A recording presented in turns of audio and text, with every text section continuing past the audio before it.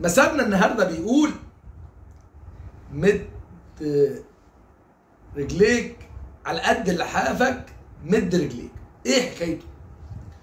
حكايته ان كان في شاب ابوه كان غني جدا جدا جدا جدا، بس كان مدلعه وكان بيعمل معاه كل حاجه يقول له عليها ينفذها على طول. الابن اتعود على الدلع وعدم الشغل وعدم الجهاد في العمل. مات الراجل ده فجأة، والابن بيجي وحيد وبيجي معاه فلوس كتير كتير كتير كتير، وصاحب اصحاب سوق كتير قوي. اصحاب السوق دول قالوا له تعالى نسهر كل يوم ونضحك ونشرب ونجيب اغاني ونجيب حاجات وحشه ونقعد ونعزم الناس اهل السوق.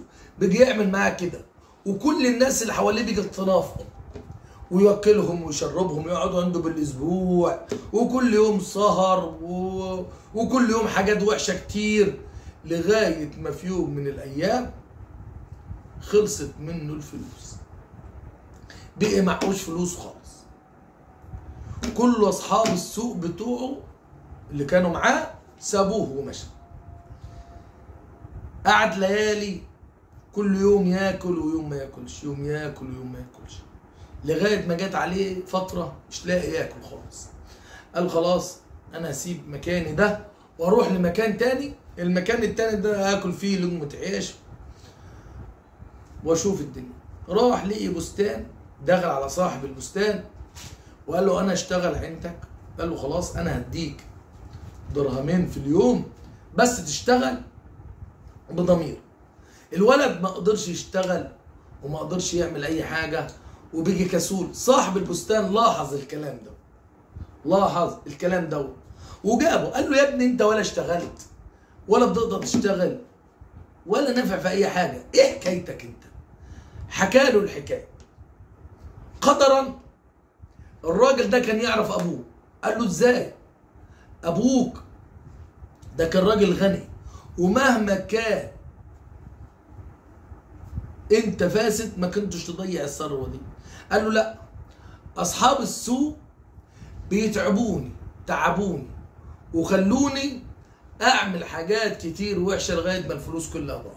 قال له خلاص ما يهمكش تبدا من جديد. قال له ابدا من جديد. جاب له جمل، والجمل دوه قال له احتطب بيه. يعني ايه احتطب يا اولاد؟ يقطع الشجر ويبيع الخشب للناس تتدفى بيه، ده كان الفحم زمان.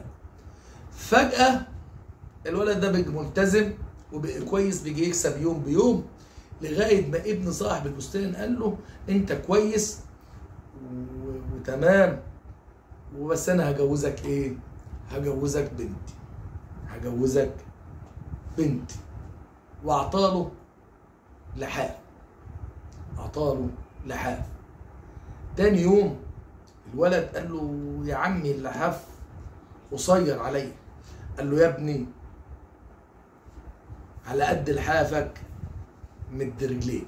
ومن ساعتها بيجي مثل، واستنونا